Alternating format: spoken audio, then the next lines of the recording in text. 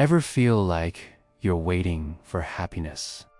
Waiting for that promotion, for the kids to grow up, or for that perfect moment to finally arrive? If so, you're not alone. Let me tell you about the Reynolds family. From the outside, they had it all: a loving home, a stable life. But inside, something was missing. They were caught in a cycle of waiting. Mark, the father, believed success was the key. He'd often say, "If I just get this promotion, everything will be better." His wife, Anna, thought happiness would come when life finally slowed down. When the kids are older, she'd sigh, "I'll finally be happy." Their daughter, Lily, was waiting for her friends' approval, while their son, Noah, just wanted the newest toy. Everyone was waiting for happiness to knock on their door, but it never seemed to show up. Their home was quiet, filled with unspoken expectations and a sense of longing. One weekend, they visited Mark's grandmother, Rose. Grandma Rose lived in a small, old house. But her laughter was so infectious, it filled every room with light. Her eyes were gentle, and her smile was constant. Lily, curious, asked her, "Grandma, why are you always so happy?" Rose smiled warmly and shared her secret. "Because, my dear, I stopped waiting for happiness and started creating it." She explained that happiness isn't some grand prize you win at the end of a long struggle. It's a habit you build day by day. Grandma Rose challenged them.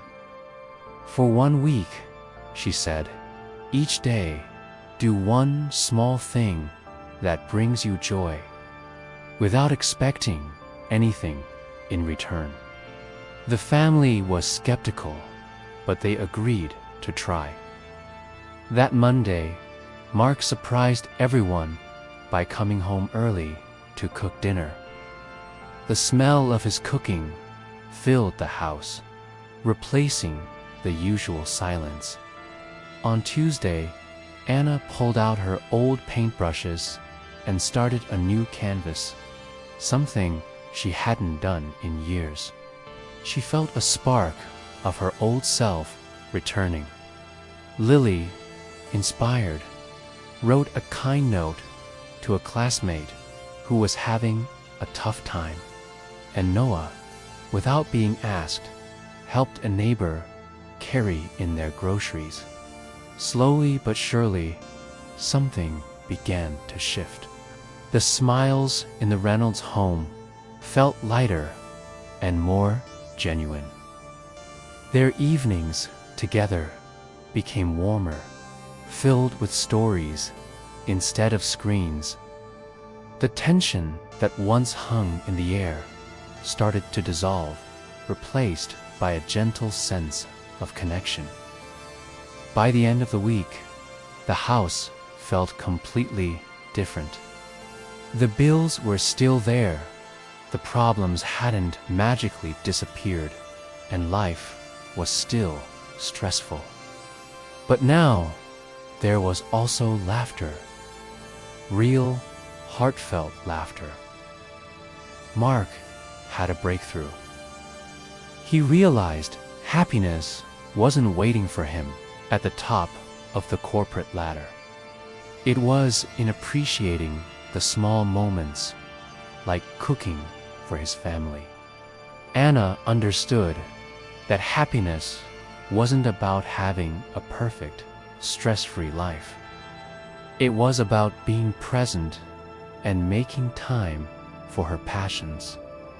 The children learned a powerful lesson too, that happiness grows when you share it with others. The Reynolds family stopped chasing some distant idea of happiness and started practicing it every single day. They began celebrating small wins, like a good grade or a successful project at work.